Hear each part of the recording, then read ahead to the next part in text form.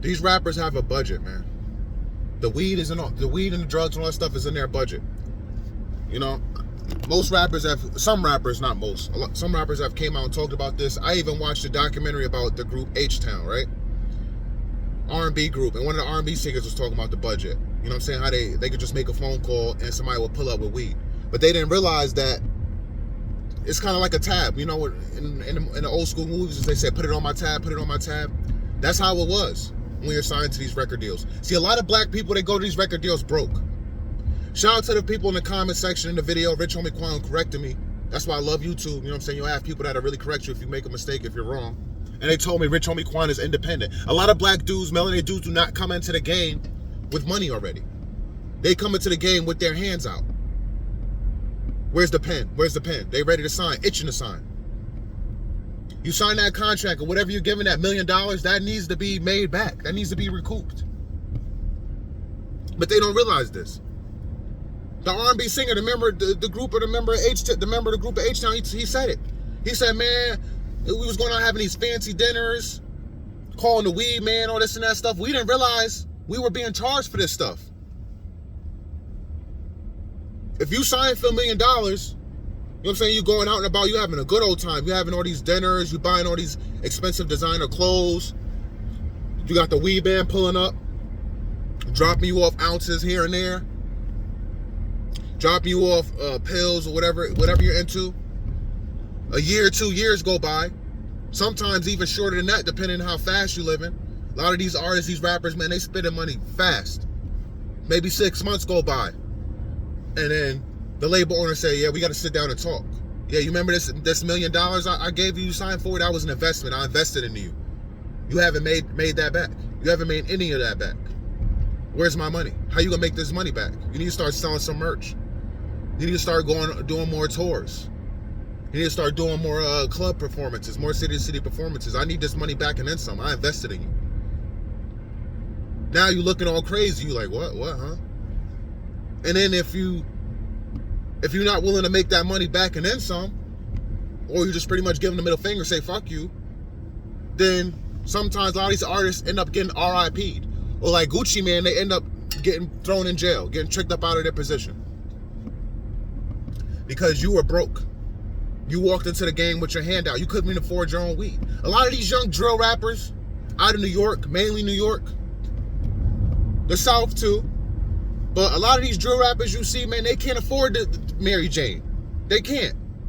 They have no job. They have no money. They have a sheep mentality, and then there's the blind leading the blind. They see other young drill rappers doing it, wearing a Dior, wearing a Gucci, wearing all this designer stuff, Hellstar and all this crap, and they say, oh, I want that too. So they go and they sign these contracts, and they get the designer clothing, they get all this stuff, but they also are getting weed.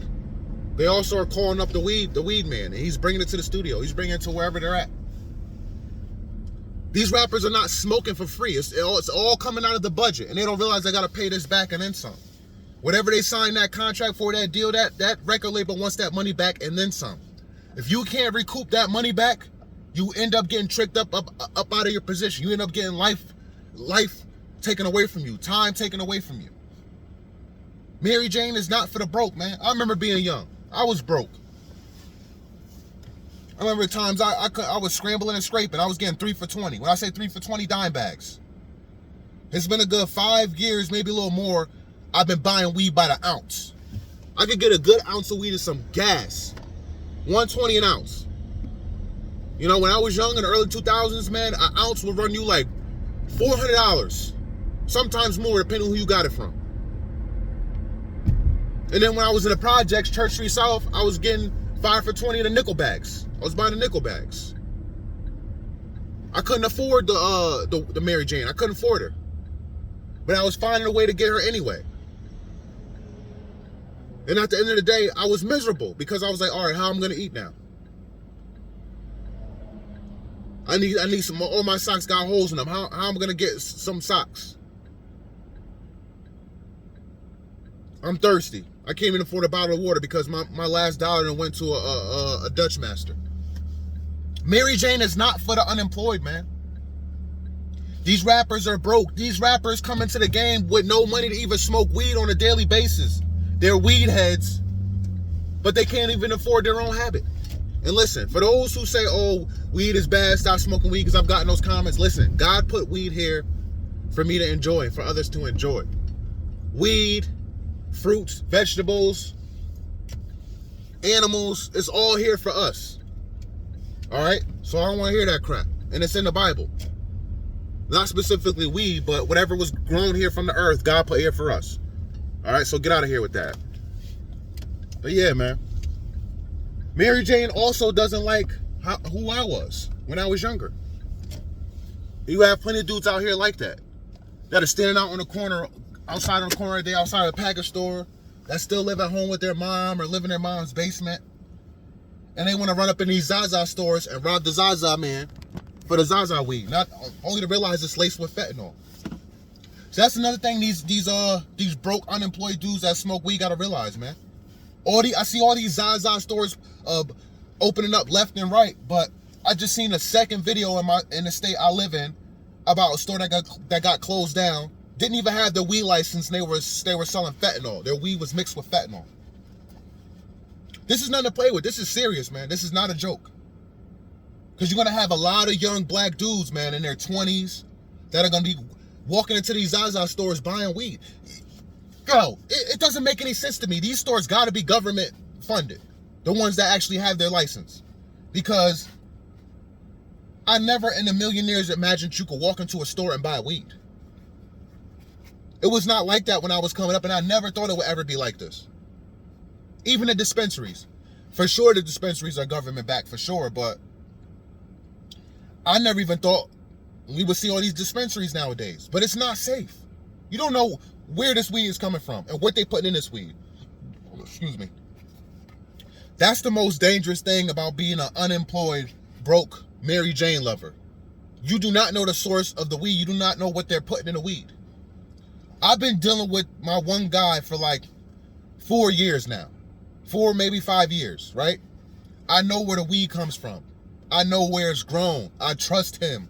I've seen the whole process. See, a lot of dudes, man, they don't know where their weed is coming from. Especially these rappers. These rappers are just making a phone call and somebody pulling up with the weed, but they don't know where it's coming from. They don't know if the weed is laced or not. They don't know if that could be their last hit. Can you imagine playing Russian roulette with your life through a joint, through a blunt? I can't even say joint because most of these rappers are smoking blunts nowadays, backwoods and all this crap. So they're ruining their lungs. That's not the true enjoyment of Mary Jane. These dudes are playing with their lives, man. You even got some of these dudes in the street that are robbing these Zaza stores, that run up in here and robbing them. Can you imagine robbing a weed store for some weed that's been tainted, that's been mixed with fentanyl, that's not even weed anymore, it's just straight up harmful, deadly chemicals? Can you imagine that? Yeah, these dudes are doing this crap. They really are. It's crazy to me. Followers, man. Followers. The average black melanated 20-year-old is a follower, and that's sad. That they are following to the point where they are playing with their life, man, and risking their life, risking their health. Mary Jane does not like these type of dudes. Mary Jane is for the hard-working citizen. When I go and I meet my plug and I buy my 2 ounces at once, I don't start going in my pockets and opening my wallet and saying, dang, I only got this much left. But I was doing that in the early 2000s. I don't do that now. So Mary Jane is perfect for me. Mary Jane is perfect for me because I go and buy my Mary Jane and I don't worry about my pockets. I'm good. I go on about my day. I continue to live my life.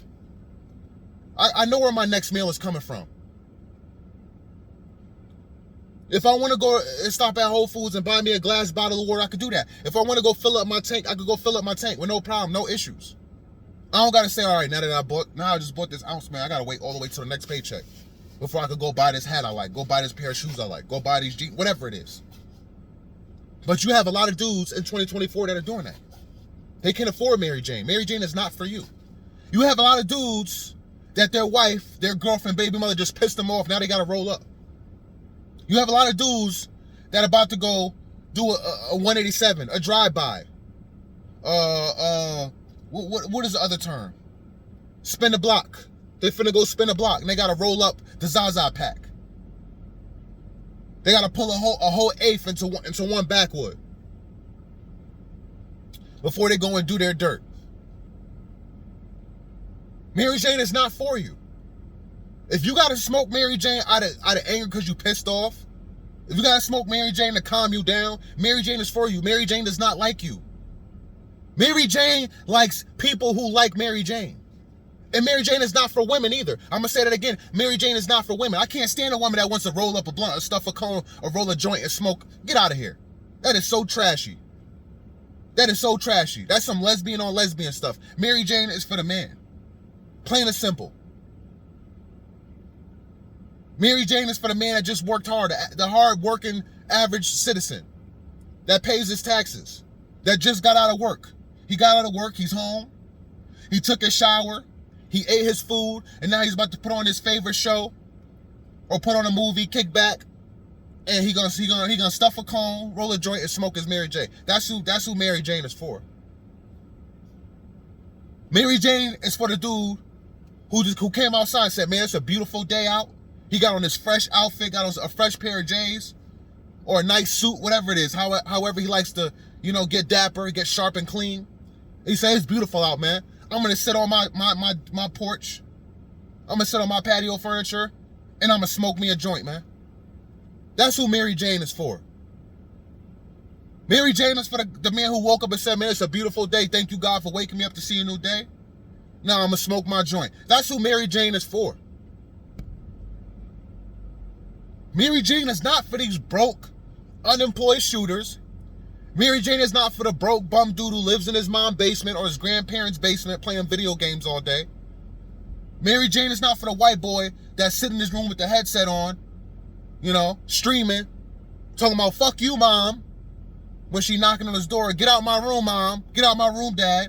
Mary Jane is not for that young, ignorant, troubled kid. That's Mary Jane is not for them.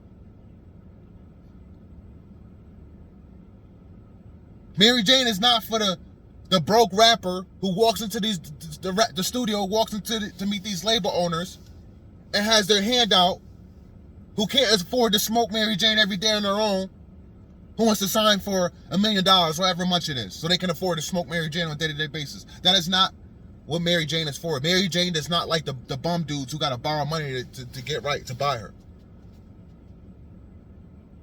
You get my point? You get where I'm going with this? I think you understand now.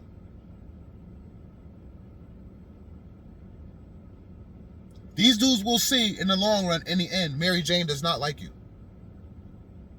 A lot of dudes don't even like Mary Jane. A lot of dudes are smoking because they see somebody else smoke, because their friends doing it, because their homie doing it, because their uncle did it. They're not even doing it because they want to do it and they enjoy it. A lot of dudes start smoking when they get all paranoid, think somebody out for them. Always, they got their head on a swivel, and they never do if they sober, if they don't get high. Super paranoid now that you got Mary Jane in your system. Mary Jane's not for you. Stop being a follower, man. Too many of these dudes are followers. Too many females are following behind dudes smoking weed that never smoked weed until they started dating this type of dude or hanging with this certain type of crowd. Oh, my homegirl's brother got me into smoking weed. Come on, man. You're a follower. You're corny. You're lame and you don't have your own mindset. Mary Jane is not for you. It never was for you. Comment down below, man. Hit the like button. Subscribe to the channel, man. I appreciate you all. I'll catch you in the next one. Peace and love.